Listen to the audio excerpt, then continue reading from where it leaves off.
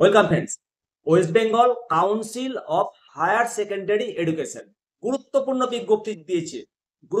বিজ্ঞপ্তি দিয়ে তার আওতাধীন সমস্ত উচ্চ মাধ্যমিক স্তরের বিদ্যালয়ের শিক্ষক এবং কর্মীদের জানিয়ে দেওয়া হয়েছে যে থার্ড সেমিস্টার পরীক্ষা শুরু হবে 8-9-2025 থেকে। পরীক্ষা ছিল 22-9-2025 পর্যন্ত।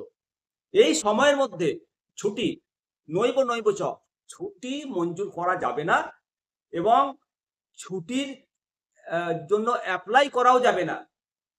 যদি বিশেষ ক্ষেত্রে ছুটি দরকার হয় তার জন্য কিছু নির্দিষ্ট নির্দেশিকা রয়েছে, সেগুলো ফলো আপ করতে হবে।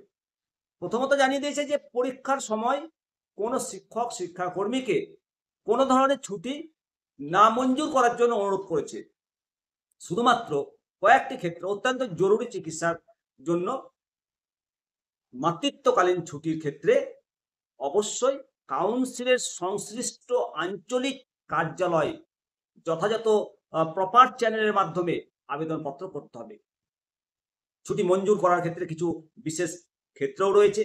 যারা ওয়ার্ড বোর্ড মানে পরীক্ষার্থী, যাদের ওয়ার্ড বোর্ড পরীক্ষার্থী, তাদের ছুটি মঞ্জুর করা যেতে পারে।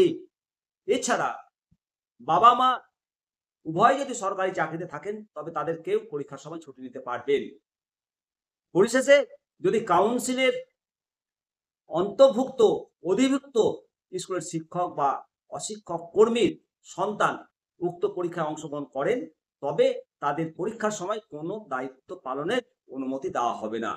অত্যন্ত জরুরি হিসাবে এই বিজ্ঞপ্তি জারি করেছে এবং সকলের সহযোগিতা আশা করেছে উচ্চ মাধ্যমিক কাউন্সিল।